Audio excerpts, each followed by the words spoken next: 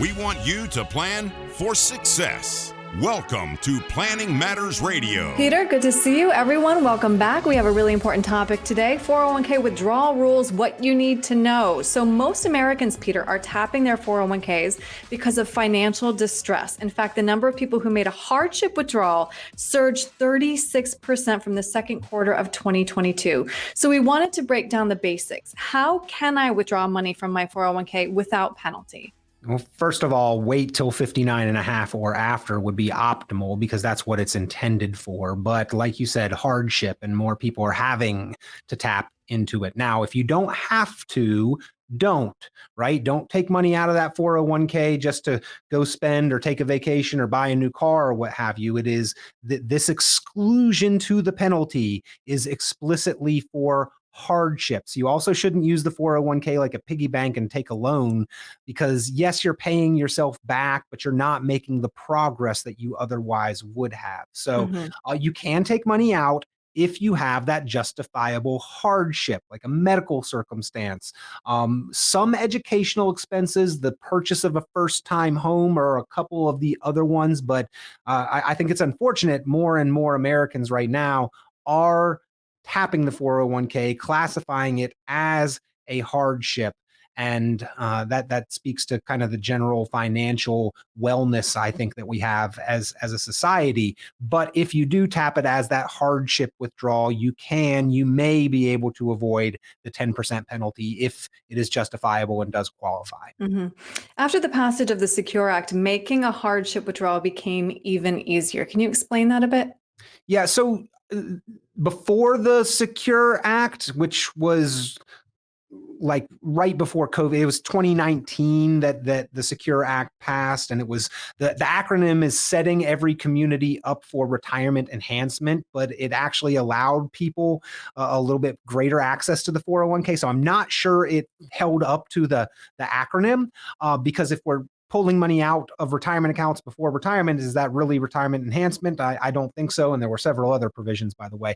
Anyway, before that, the employer, like the human resource department, had to prove and justify on behalf of the employee that it was a hardship, indeed did qualify, or the plan sponsor had to. Whereas now employees can self-certify, and I hate to think it, but I have to imagine that that's part of the reason why we're seeing more people do it, is that they don't have those requirements on the front end where they are having to prove that it is indeed a justifiable hardship.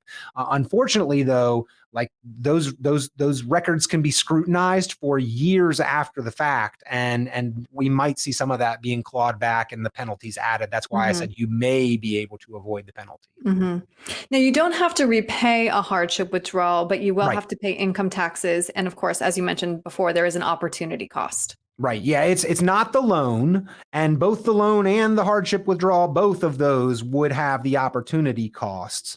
But with the hardship withdrawal, that's actually removing money permanently. You do have to pay the tax on that as well, maybe avoiding the penalty. Whereas the loan is kind of vice versa.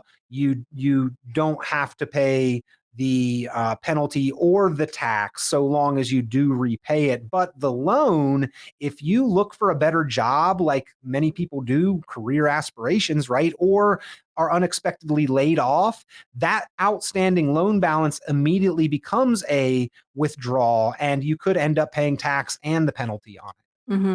And just to remind everyone, if you're not 59 and a half and you make that withdrawal, not for a hardship, you are going to face a 10% penalty and income taxes. Right. Now, there, as with everything, there are some exceptions, right? If you are 55, there's actually a way to do that.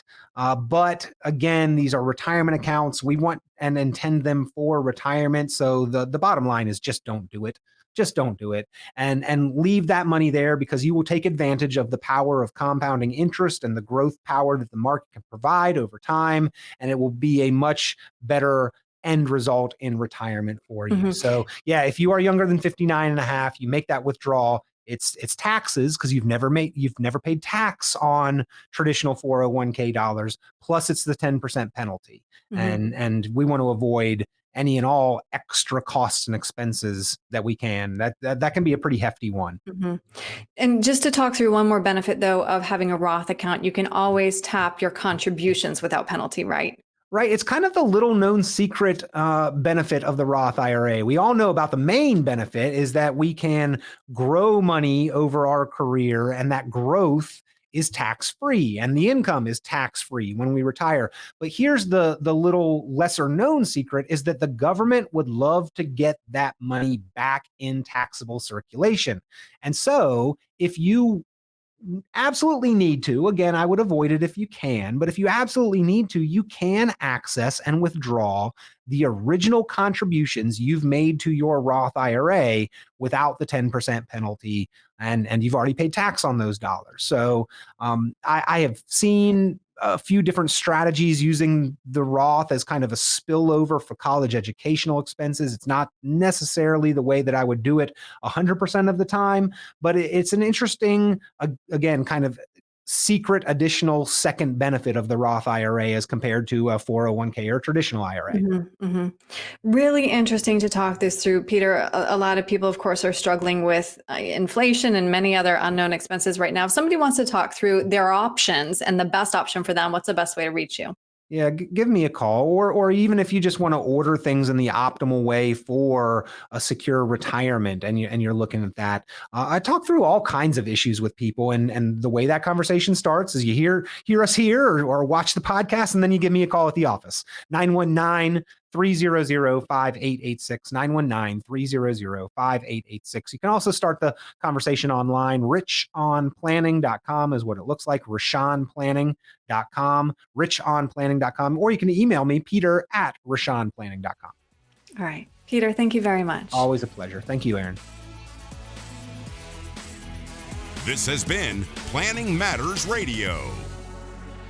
The content of this radio show is provided for informational purposes only and is not a solicitation or recommendation of any investment strategy. You are encouraged to seek investment, tax, or legal advice from an independent professional advisor. Any investments and/or investment strategies mentioned involve risk, including the possible loss of principal. Advisory services offered through Brookstone Capital Management, a registered investment advisor. Fiduciary duty extends solely to investment advisory advice and does not extend to other activities such as insurance or broker-dealer services. Advisory clients are charged a quarterly fee for assets under management, while insurance products pay a commission, which may result in a conflict of interest regarding compensation.